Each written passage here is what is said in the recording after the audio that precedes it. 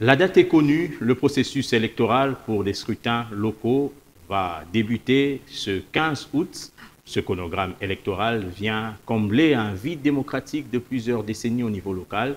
Véritable nouveau test pour le bureau Kadima devant plusieurs défis: transparence, sécurité, mobilisation, logistique et surtout l'acceptation des résultats. Des défis, une fois levés, pourront garantir le succès de cette étape essentielle dans l'histoire politique du pays. Le 22 juillet 2025, la Commission électorale nationale indépendante, CENI, a franchi une étape décisive dans la concrétisation de la décentralisation en RDC en publiant le calendrier officiel des élections locales.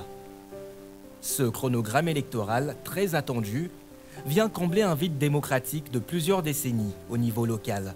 L'organisation des élections locales municipales, c'est une bonne chose pour la République, mais il y a des questions qu'il faut se poser la question. Où vont siéger les assemblées locales?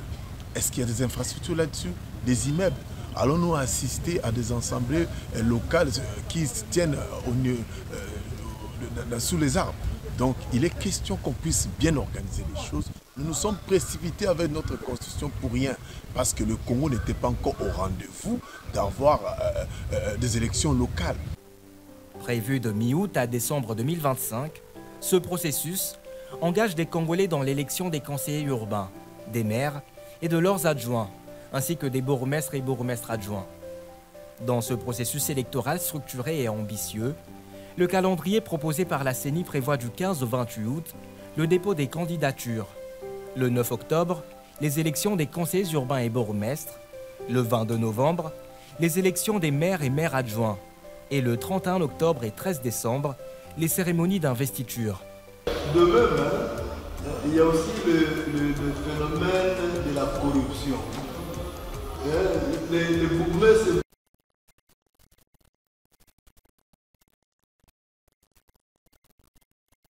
Des actes de corruption qui se réalisent sur le terrain en rapport avec les directs, mais qui sont malheureusement invités à la CENI.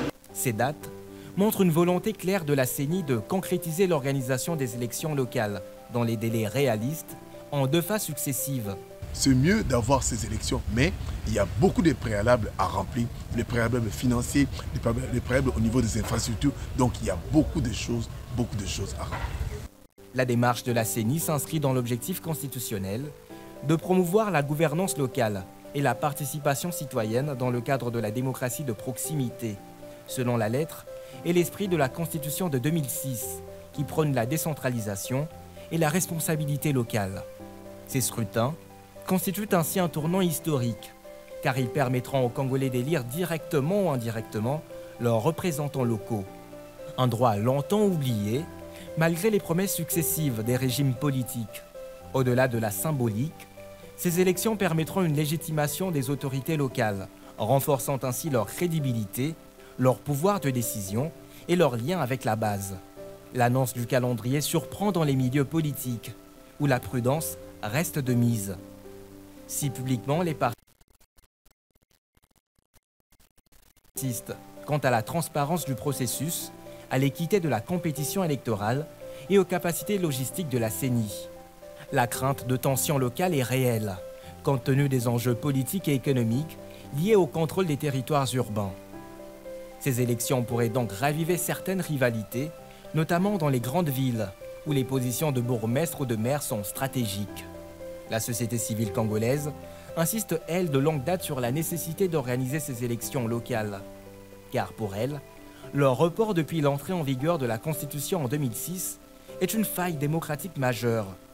En effet, après les élections présidentielles, législatives et sénatoriales, l'absence d'élections communales laissait un vide dans la chaîne de gouvernance participative. C'est bien d'avoir ces élections politiquement, c'est correct, mais il y a une chose, nous devions éviter cette maladie qui a gangréné les assemblées provinciales et le gouvernorat, où nous assistons à la déchéance soit du président de l'assemblée provinciale, soit du gouverneur. Et cette maladie risque encore de suivre de suivre les élus locaux qui vont commencer à déchoir à tout bout de champ les bourgmestres ou à déchoir les présidents de l'Assemblée locale. Donc cette maladie politique, nous devons l'éviter alors que nous devions travailler pour promouvoir la démocratie au niveau de la base. Ces élections permettraient d'aider notamment au renforcement du développement local, grâce à des élus proches des réalités communautaires, mais également de consolider l'activation du tissu social par la redynamisation du sentiment d'appartenance, sans oublier l'amélioration de la gestion des ressources locales, avec plus de transparence et d'efficacité, stimulant ainsi l'engagement citoyen à travers une démocratie de proximité. Mais cette étape du processus est un autre test majeur pour la CENI de Denis Kadima. Son bureau estime que cette séquence électorale est un test de crédibilité. Après avoir souvent été critiquée pour sa gestion controversée des scrutins nationaux, elle devra démontrer sa capacité à organiser des élections techniquement bien exécutées, transparentes et inclusives. L'organisation des élections locales en RDC constitue une avancée démocratique majeure, attendue depuis près de 2 décennies. Elle pourrait marquer le début d'une nouvelle ère de gouvernance locale si elle est menée avec rigueur et dans le respect des principes démocratiques. Mais ce processus n'est pas exempt de défis, liés comme d'habitude à la transparence, la sécurité, la mobilisation logistique et surtout encore l'acceptation des résultats, qui devront être assurés pour garantir le succès de cette étape essentielle dans l'histoire politique du pays.